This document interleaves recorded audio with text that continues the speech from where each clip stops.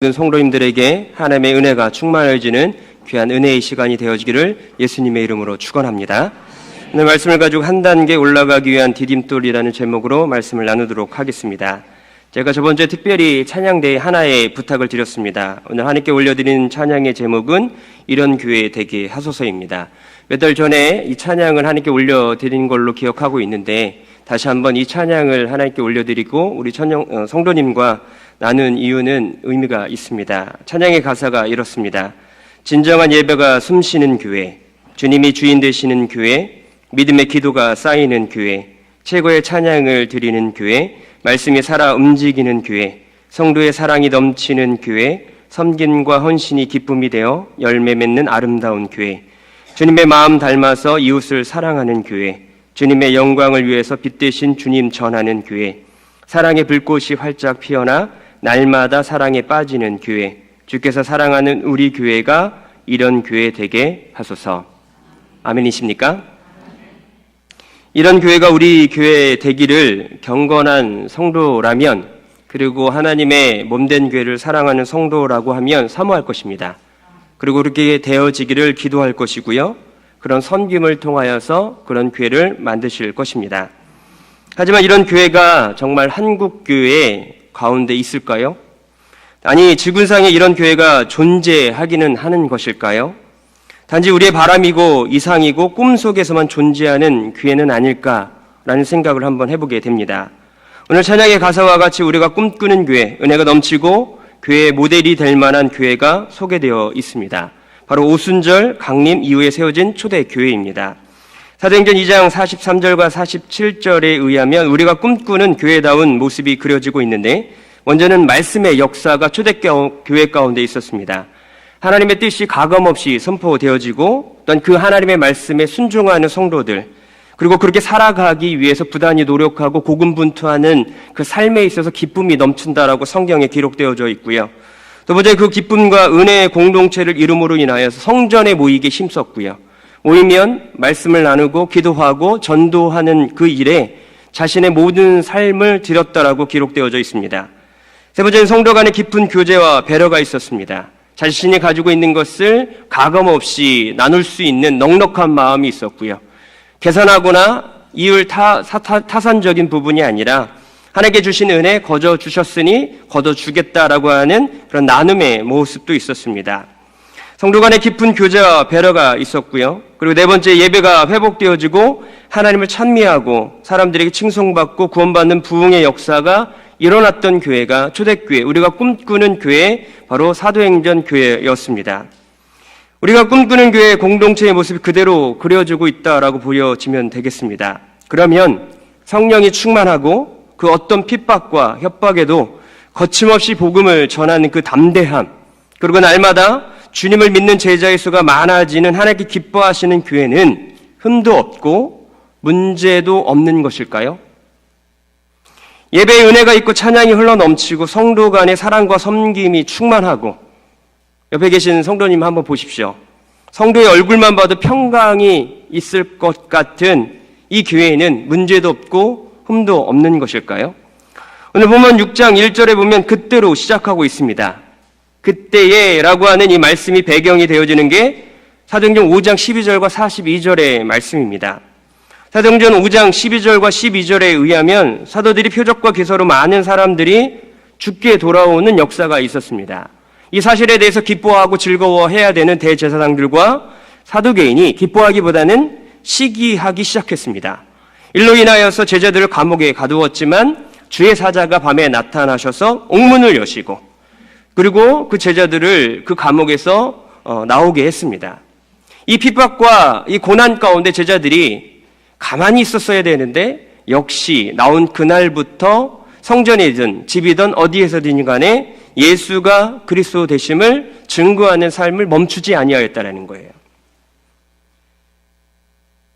그러면서 제자들이 이 복음을 증거하는 것에 있어서 또 제사장들과 서기관들이 다시 제자들을 붙잡습니다. 그때 제자들은 굴하지 아니하고 이렇게 고백을 하죠. 사람보다 하나님께 순종함이 마땅하다라고 이야기하면서 내가 지금 증거하고 있는, 내가 전하고 있는 예수가 그리스도 되심을 멈추지 아니하겠다라고 당당하게 이야기합니다.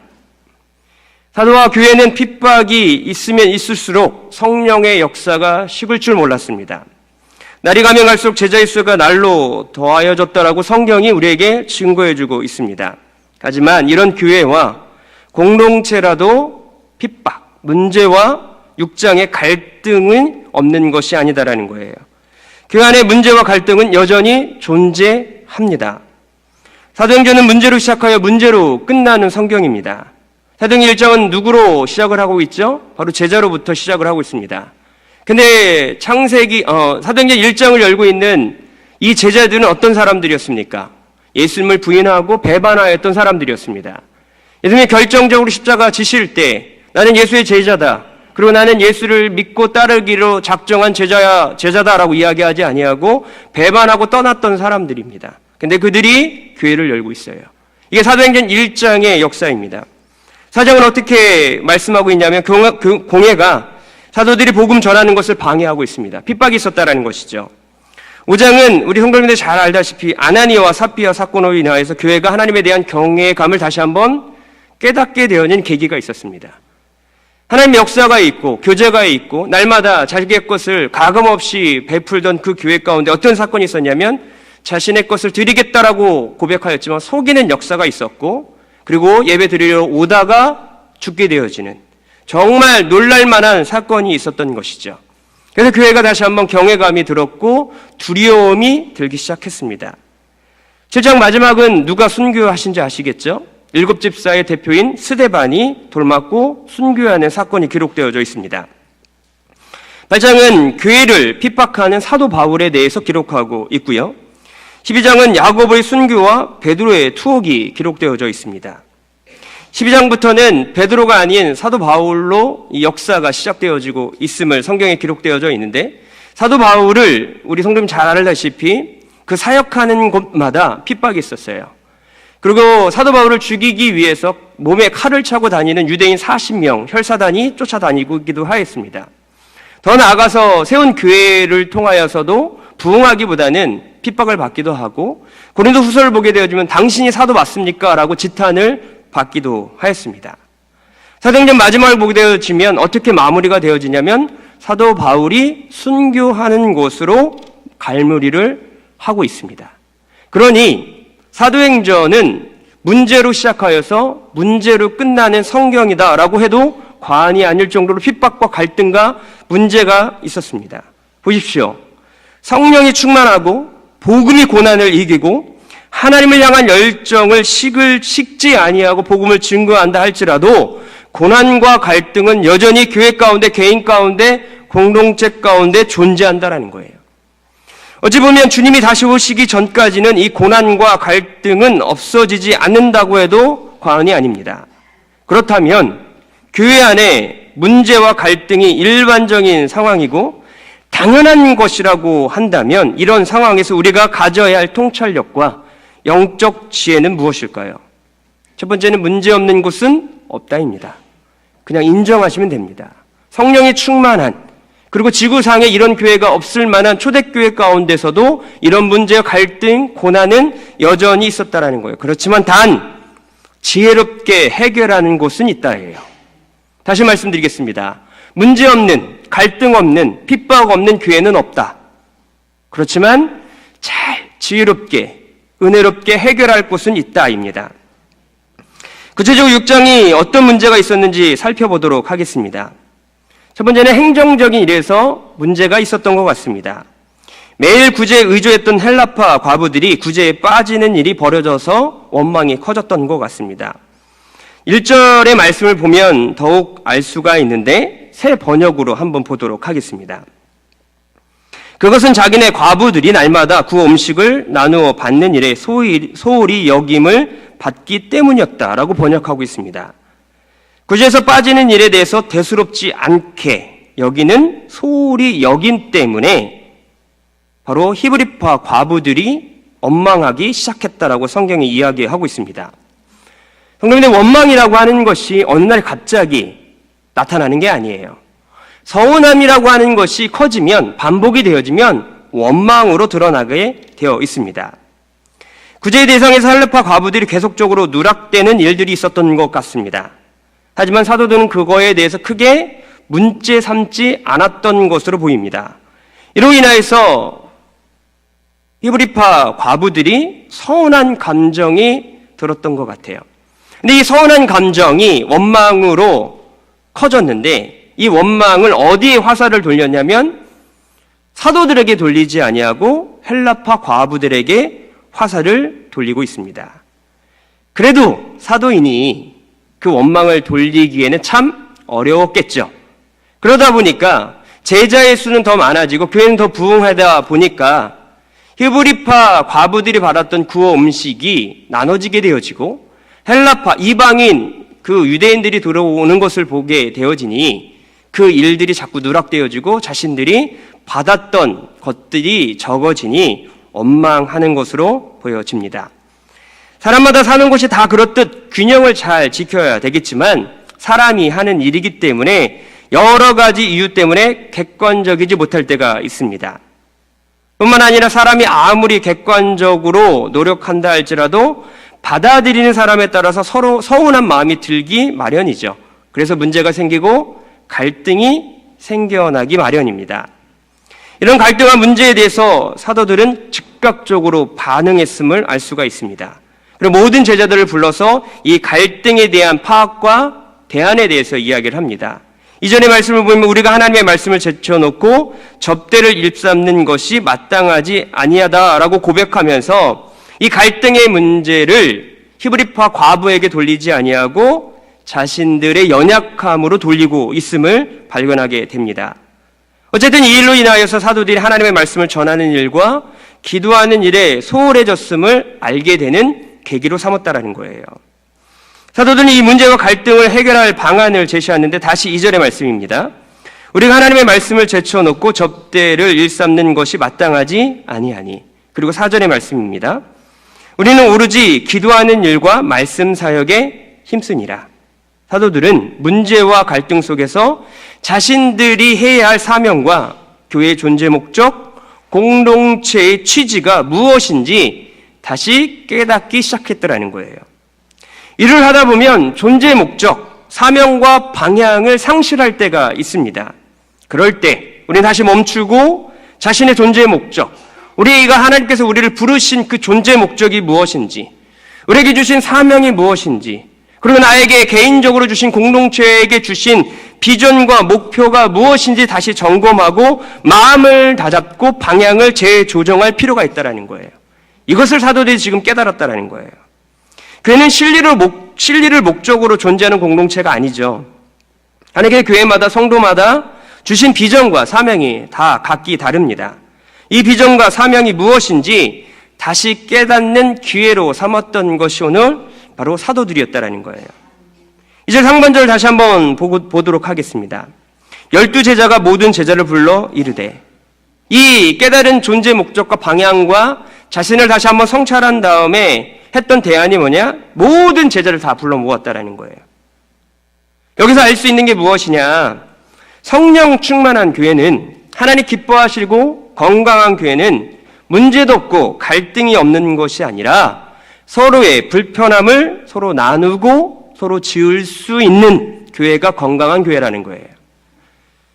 사도들이 어려움을 당하고 있는 거 아니겠습니까? 너무나도 많다 보니까 구제, 물품을 나눠주기에 너무나도 바빴던 거예요.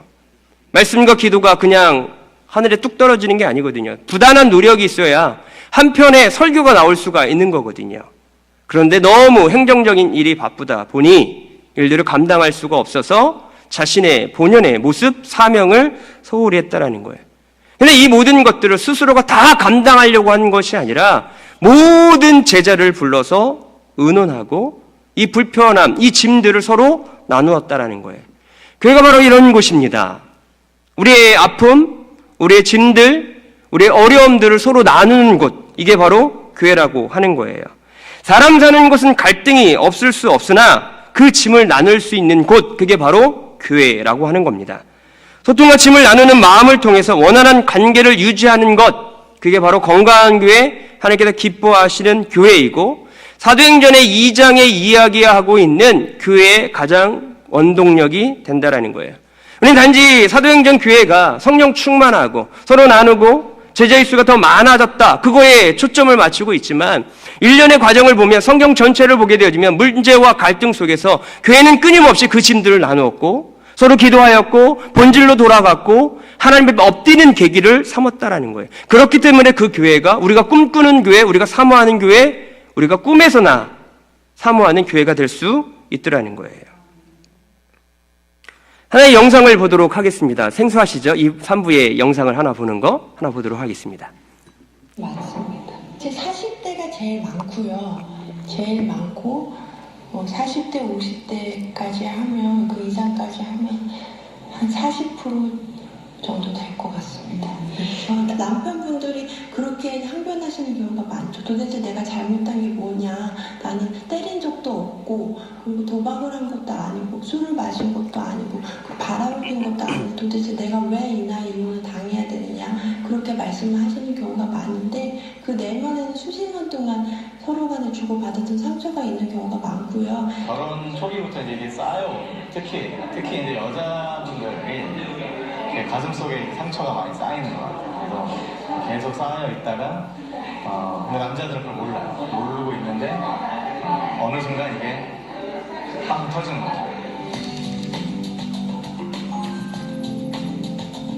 부부관계 만족도는 신혼 때인 20대 때 가장 높았다가 나이가 들수록 낮아집니다. 50대의 부부관계 만족도는 최저치를 기록합니다.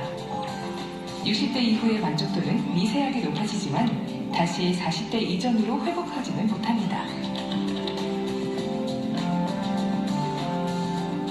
법원에 오시는 분들이, 대부분 부부들이 하는 말이, 이 사람하고는 성격이 너무 차이가 나서 도저히 같이 살 수 없다는 말을 합니다. 실제로 통계청 통계에 의할 때도 약 44% 이상의 부부들이 이혼의 사유로 성격 차이를 꼽고 있습니다. 즉, 가장 큰 이유를 당사자들은 성격 차이를 꼽습니다. 그렇지만 전문가의 진단은 다릅니다. 부부 사이에 성격 차이가 없는 부부는 거의 없고, 이혼의 원인은 성격 차이가 아니라 의사소통 방식의 문제라는 것이 전문가들의 진단입니다.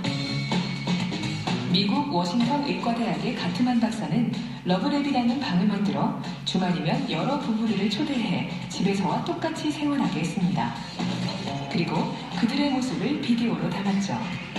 1972년부터 36년 동안 3,000쌍 이상의 부부를 조사한 결과 이혼하는 부부들은 한결같이 대화 방식에 문제가 있었습니다. 이들은 비난,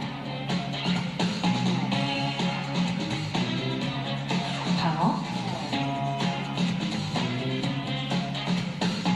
경멸, 담쌓기의 과정을 밟고 있었던 것이죠. 그리고 이런 대화법을 사용하는 부부의 94%는 이혼을 했습니다. 네. 근데 얼굴이 너무 심각하셔가지고 예배 드리는 기쁨으로 드리셔야 되는데 너무 심각하셔서 제가 인사를 하려다가 너무 그 분위기에 압도돼서 그냥 설교를 시작했는데, 남 이야기 같지 않으시죠? 아니신가요? 예. 제 아내도 있거든요. MBTI라고 하는 성격 분석을 보면 저하고 100% 다릅니다. 절대 100% 달라요. 저는 내향인데 사모는 외향이거든요. 여기서 알 수 있는 것은 성격 차이가 아니라는 거예요. 다 성격 차이가 있는 것은 당연하다라는 거예요. 근데 소통의 방식이 잘못됐기 때문에, 그 소화하고 대화하는 것들이 잘못됐기 때문에 담을 쌓고 경멸함으로 인하여서 그 관계가 깨지더라는 거예요. 제가 이 영상을 왜 보여드렸냐면, 주님과 교회는 신랑과 신부의 관계예요. 우리도 신랑 되신 하나님과 신부된 우리의 모습이 있어요. 결혼 생활과 교회와 가정, 신앙생활은 거의 다 비슷합니다. 근데 왜 하나님과의 관계, 교회 안에 교제하면서 이렇게 담쌓기와 서로 경멸하고 서로 재단하고 싸우는 일들이 벌어질까요? 서로 다르기 때문에 인정하시면 됩니다. 그럴 수 있습니다. 아니, 그래야 됩니다. 당연히 달라요. 제 한 입을 덮고 사는 아내도 다른데 우리 성도님들 더 다르시죠. 근데 그 안에 예수 그리스도와 복음과 하나의 목적, 존재 목적, 공동체의 취지를 잊어버렸기에 싸울 수밖에 없는 거예요. 교회 안에 신천지가 정말 문제가 되어지는 하나가 뭔지 아십니까? 교회를 회파하는 것도 있지만 세가족을 오면 반겨할 수가 없어요. 아, 저 사람 신천지 아닌가? 아, 너무 열심히 하는 거 아닌가? 이게 교회 안에 문제로 작용하고 있기 때문에 그래요. 왜냐하면 신천지가 여러 가지 문제가 있지만 그게 가장 큰 문제라고 생각합니다. 세가족이 왔을 때, 열심히 있는 성도가 왔을 때 그냥 받아주고 싶은 마음이 없고 의심으로 시작합니다. 성도님들 안 그러신가요? 전 부목사다 보니까 더 그렇게 되더라고요. 우리의 관계는 그런 관계가 아니라는 거예요. 서로 다름이 있지만 주님 안에서 예수 그리스도의 그 은혜로 말미암아 하나가 되어지는 가족이요, 그리고 형제 자매라고 하는 거예요. 그런데 갈등이 생기고 문제가 생기다 보니까 소통의 문제, 그리고 이것을 해결하는 이런 지혜가 없기 때문에 서로 싸우고 서로가 분열하는 모습이 있더라는 거예요. 오늘 사도들이 세운 대안이 뭡니까? 3절의 말씀입니다. 형제들아, 너희 가운데서 성령과 지혜가 충만하여 칭찬받는 사람 7을 택하라. 우리가 이 일을 그들에게 맡기고, 혼자 해결하려고 하는 교만에서 벗어나서 서로 일을 나누고 자신의 연약함을 인정하고 맡김으로 인하여서 이 갈등과 문제를 해결했더라는 거예요. 성령과 지혜가 충만하고 칭찬받을 만한 균형 있는 7 안수 집사를 세움으로 인하여서 똑같이 반복하는 실수를 하지 않으려고 하는 의도가 3절에서 발견할 수 있는 거예요. 제가 오늘 본문에서 이 본문을 선택하고 말씀을 나누는 이유가 문제와 갈등을 해결하는 방법론을 성도와 교회에게 알려주기 위함이 아닙니다. 제가 그런 능력도 없고요, 그렇게 하려고 하는 것이 아닙니다. 그러면 왜 하나님께서 오늘 사도행전 6장에서 교회 안에 이런 수많은 문제와 갈등을 해소해 주시지 아니하고, 아니 아예 문제와 갈등을 안 주시면 되는데 왜 이 문제와 갈등을 허용하느냐예요. 하나님이 허용하시니 사도행전 1장부터 마지막 28장까지 수많은 문제로 시작했다가 수많은 문제로 끝났잖아요. 세상의 모든 교회가 이 수많은 갈등과 문제를 안고 있는데 하나님이 왜 허용하고 계시고 왜 문제를 해소해 주지 않느냐는 거예요. 그 이유는 간단합니다. 사도들이 가장 먼저 우선시해야 될 원점과 기본으로 돌아가게 하기 위한 도구라는 거예요. 다시 4절의 말씀입니다. 우리는 오로지 기도하는 일과 말씀 사역에 힘쓰니라. 구제하는 일, 행정적인 일, 봉사하는 일, 사명을 감당하는 일이 중요하지 않는다라는 게 아니에요. 하지만 교회는 영적 우선순위가 바로 세워져야 됩니다. 그게 뭘까요? 말씀과 기도다라는 거예요. 우리가 알고 있음에도 불구하고 이게 쉽지 않아요. 사도들이 왜 실수를 했고 왜 문제가 있는 겁니까? 늘 날마다 강단에서 넘쳐야 되는 생명의 말씀, 진리의 말씀, 위로의 말씀이 서서히 삭감이 되고 감소가 되니 우리 안에 있는 죄성이 꿈틀꿈틀 나오기 시작하니 문제와 갈등 가운데 교회가 싸우기 시작하더라는 거예요. 왜 교회가 위기가 생기는 건가요? 원래 다르기 때문에, 문제가 있기 때문에, 갈등이 있기 때문에, 제가 뭐라고 말씀드렸죠? 당연한 겁니다. 성경에서 이야기하는 하나님께서 우리에게 말씀하시고자 하는 것은 다르기 때문에 싸우는 것이 아니라, 가치관이 다르기 때문에 싸우는 것이 아니라, 하나의 관점이 다르기 때문에 싸우는 것이 아니라 그 안에 하나님을 잃어버렸기 때문에, 말씀에 붙들려 있지 않기 때문에, 기도의 자리에 나가지 않기 때문에 그런 것이 아니냐라고 우리에게 도전을 주고 계시다라는 거예요. 문제 없는 교회가 어디 있겠습니까? 정말 위기가 뭔지 아십니까? 위기가 오고 문제가 오고 갈등이 오면도 불구하고 하나님 찾지 않는 겁니다. 위기 자체를 위기라고 여기지 않는 게 진정한 위기라는 거예요. 제가 우리 권사님들하고 늘 신방도 많이 다니고 해요. 우리 오늘 목사님도 앉아 계시는데 57년 동안 문제가 없었던 적이 없어요. 교회가 불탄 적도 있지 않습니까? 생각해 보십시오. 교회가 불탔다. 정말 마음 아픈 일들이에요. 다 이겨내셨어요. 그래서 가자제일교회 지금 여기 있는 거 아니겠습니까? 문제가 없었던 적이 있습니까? 57년 동안? 제가 여쭤보고 싶습니다. 한 번도 없습니다. 갈등이 없었던 적 한 번도 없습니다. 그런데 그때는 기도했어요. 그때는 엎드렸고 그때 눈물을 흘리는 분들이 많았다라는 거예요. 문제와 갈등이 오면 하나님 관계가 멀어집니다. 솔직히 말씀드리면 오늘 예배 드린 모든 성도님들 기쁨으로 발걸음을 재촉하셔 오셨습니까? 아니면 그냥 어쩔 수 없이 앉아 계십니까? 그럴수록 더 하나님을 찾아야 된다는 겁니다. 오늘 성경을 보면 사도들이 기도하는 일과 말씀 사역 우선순위를 바꿨어요.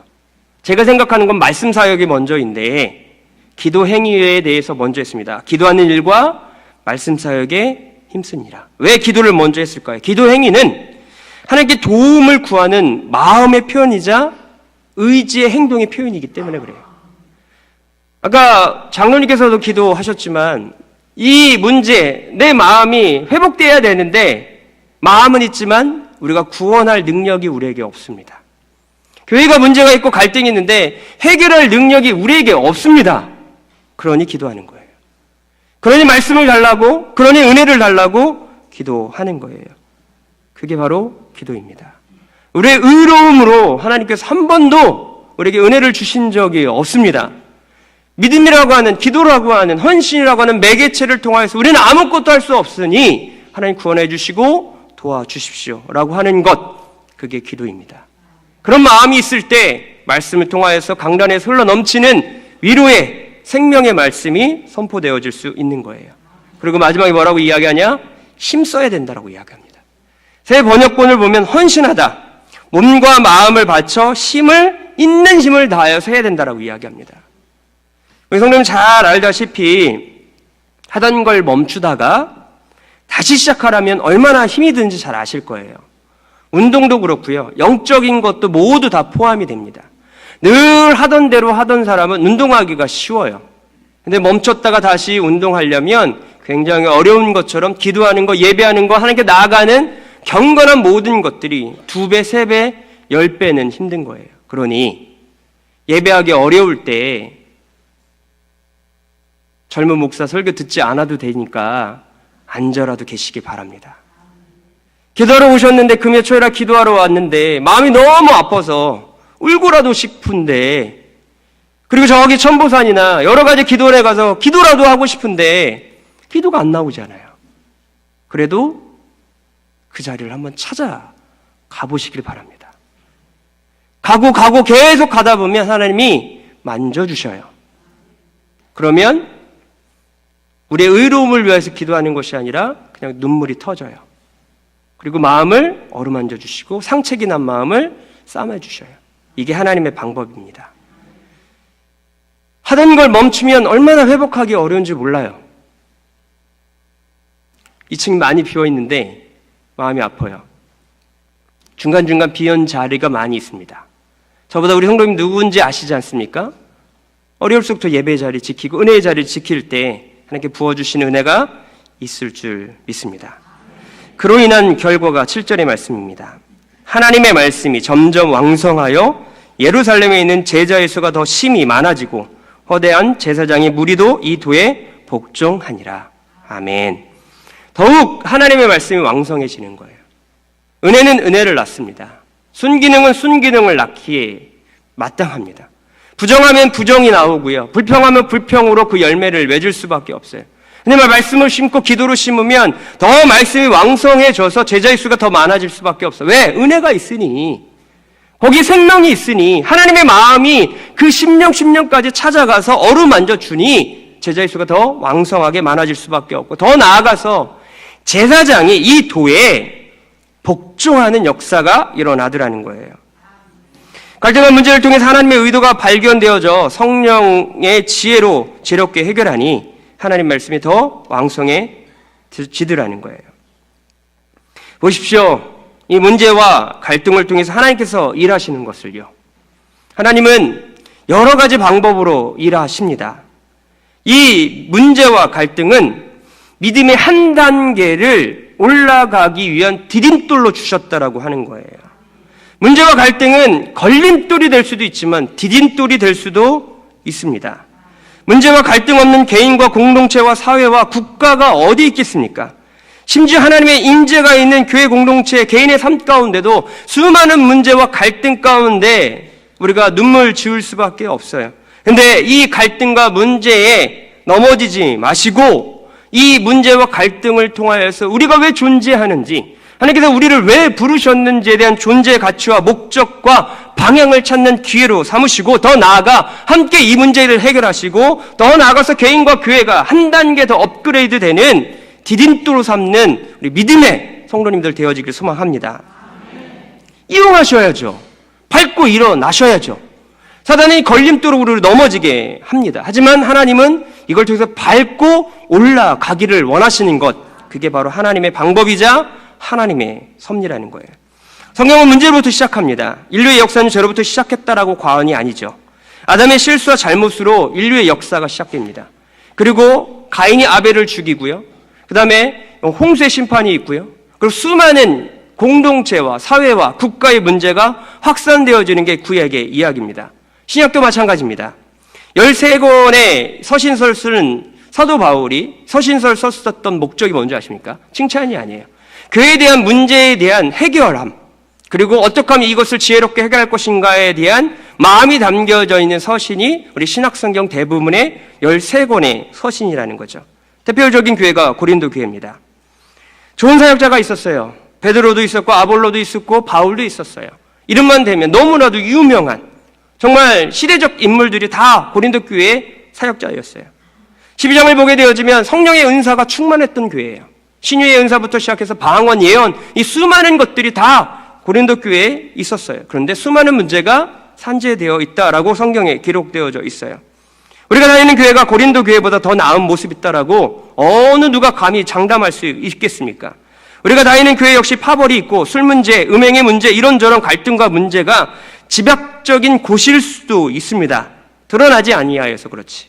크고 작은 수많은 문제가 산재되어 있는 곳이 성경에서 말하는 고린도 교회나 우리가 다니는 교회나 별반 다를 것이 없다라는 거예요. 그래서 성경에서 말하는 참다운 교회다운 교회는 이 세상에 없다고 봐도 무관하지 아니할까요? 그렇지만 하나님이 정말 기뻐하시는 교회다운 교회, 하나님의 마음을 시원케 하는 교회, 하나님의 영광만을 생각하는 교회, 사랑과 은혜만 존재하는 교회는 어떻게 가능하냐? 은혜를 구하고 우리에게 맡겨진 사명을 다시 주님 앞에 순종할 때 이런 교회가 닮아갈 수 있더라는 거예요. 그러니 문제에 집중하지 마시고 갈등에 집중하지 마시고 은혜에 집중하는 지혜로운 우리 성도님들 되어지길 소망합니다. 오직 십자가의 피를 전하는 교회, 십자가만을 믿는 교회로 방향을 잡으시길 바랍니다.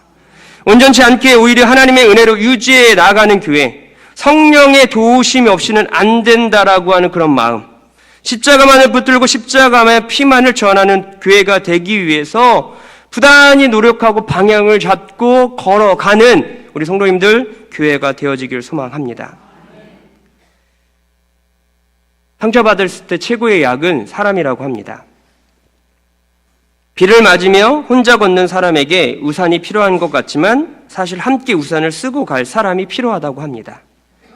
울고 있는 사람에게 손수건이 필요한 것 같지만 사실 손수건을 건네주고 안아줄 수 있는 사람이 필요하다라고 이야기합니다.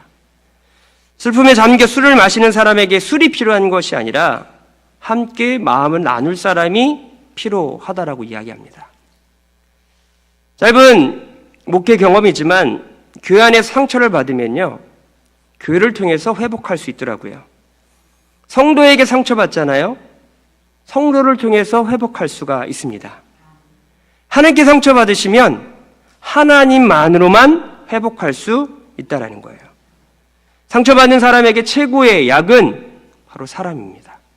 더 따뜻하게 감싸주시고 더 품어줄 수 있는 우리 모든 믿음의 선배들 되어지길 소망합니다. 말씀을 맺겠습니다. 어떤 교회를 만들 것인가는 우리의 선택에 달려 있습니다. 특별히 마태복음 16장 18절과 19절의 말씀이 우리에게 교훈을 주고 있습니다. 또 내가 너에게 이르노니 너는 베드로라. 내가 이 반석 위에 교회를 세우리니 음부의 권세가 이기지 못하리라. 내가 천국 열쇠를 내게 주리니 내가 땅에서 무엇이든지 매면 하늘에서 매일 것이요 내가 땅에서 무엇이든지 풀면 하늘에서 풀리리라 라고 우리에게 말씀하고 있습니다. 근데 18절에 너는 베드로라 내가 이 반석 위에 내 교회를 세우리니 음부의 권세가 이기지 못하리라 라고 하는 9절에서 하반절 음부의 권세가 어떤 부분인지를 주목을 해야 됩니다. 헬라 사본을 원문을 읽다 보면 이 부분을 어떻게 번역하냐면 지옥의 대문들이라고 번역할 수 있습니다. 당시 유대인들은 마태복음 16장 18절 19절 그러니까 음부의 권세가 무엇인지 대번 이해했습니다. 바로 예루살렘을 상징하는 것을 의미했거든요. 유대인들에게서 예루살렘은요 하나님의 성전이 있는 곳이고 하나님의 은혜와 임재가 있는 곳이었어요. 그런데 그 당시에 또 통용되어지는 관념이 하나가 있는데 그것이 뭐냐면 예루살렘 성전 밑에 지옥으로 향하는 문이 있다라고 믿었다라고 이야기합니다. 그러니 유대인들이 생각하는 예루살렘 성전이 있는 곳은 어떤 곳이냐면 하늘과 땅이 만나는 곳, 천국과 지옥의 갈림길 위에 성전이 세워져 있다라고 그들은 믿었다라는 거예요. 그 지옥의 문들 앞에, 대문 앞에 믿음의 반석을 세워서 교회가 그 일들을 감당하지 못하게 하늘에 향하게 하나님의 은혜가 선포되어질 수 있도록 그 믿음의 반석으로 그 대문을 막았다라는 거예요. 지옥은 노력하지 아니하여도 자연스러운 겁니다. 지금 우리 밑에 성경적으로 이야기하면 이곳이 지옥의 문이 될 수도 있어요. 우리가 아무것도 하지 않고 하늘과 땅을 닫는 하나님의 은혜와 그리고 우리의 불평이 맞닿고 있는 이 공존하는 이곳에 우리가 하나님의 은혜와 말씀을 붙들고 기도하지 아니하면 이곳은 무엇이 될 수 있다고요? 지옥이 될 수 있습니다. 아무것도 하지 아니하면 하나님께 나아가지 않고 말씀을 의지 않고 기도하지 않고 힘써서 나가지 아니하면 이곳은 자연적인 지옥이 되어서 서로 다투고 재단하고 싸우는 곳이 될 수 있다라는 거예요. 그러니 우리 성도님들 선택하시길 바랍니다. 지옥으로 만들 것인지 천국으로 만들 것인지 하나님의 역사와 생명을 재생산해내는 교회가 될 것인지 우리 성도님들이 선택하실 수 있습니다. 선택하는 건 너무 간단합니다. 은혜를 붙들면 되고 기도를 붙들면 되는 겁니다. 문제가 할 때는 무조건 나쁜 것은 아닙니다. 한 단계 밟고 디딜 수 있는 디딤돌이 되게 하기 위해서 하나님께서 우리에게 허용하신 겁니다. 그러니 디딤돌로 사용하시되 걸림돌이 되어서 넘어지는 일이 없었으면 좋겠습니다. 그래서 에몬 그 돌뿌리에 화풀이하고 화내고 본질적인 거 놓쳐버리는 그런 모습이 있지 않았으면 좋겠습니다. 하나님께 더 나아가는 우리 귀한 성도님들, 가자의 제일교회 우리 성도님들이 되어지기를 예수님의 이름으로 축원합니다. 기도하겠습니다. 하나님 아버지 감사합니다.